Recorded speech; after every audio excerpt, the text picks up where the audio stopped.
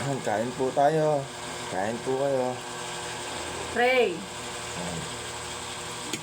Pray ka, Beb. Lord, marami pong salamat sa pagkain na inihain niyo sa amin. Sana po ay mabusog niyo kami. At ingatan niyo po kami sa aming biyahe. Sa pag-alis, makauwi po kami ng ligtas. Amen. Ayun na. Pray. Wow. Sarap, guys. Ayun, sarap. Ngayon lang ulit makakatikim ng sinigang na baboy. Ang sarap. Woo, perfect. Meron po tayo dito mustasa. Tagal naman yan. Mustasa labanos. Gutom na. Teka lang. Teka lang. Gutom na. Teka lang, Beb. Nasandok pa eh. Parang tanga to eh. Gutom na eh. Bagal mo.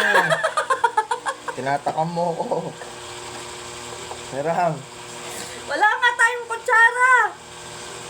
Kumay ka na lang. Napaka eh. Nagbablog eh. Kain po. Hindi Kain pa po. tapos sa mandok. Kain po tayo. Magkakamay ka. Pengi akong kutsara, Beb.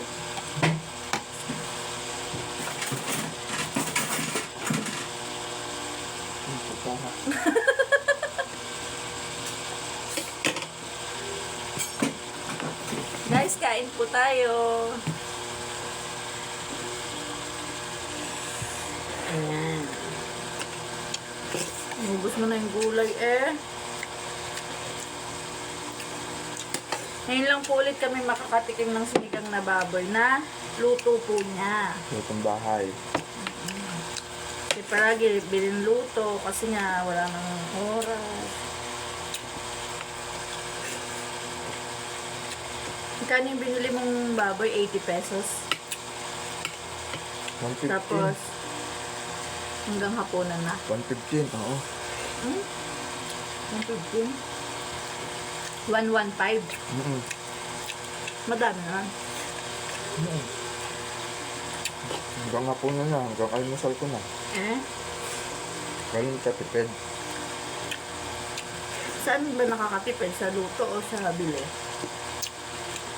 Sa luto. Kasi guys, dito merong nabibilhan si Beb na magkano yung isang balot? 25 pesos. 25 pesos. 25 pesos na ulam. Pag wala kaming pera, yun yung binibili niya. Pagka yung pinagkakasya namin yung budget namin sa isang linggo.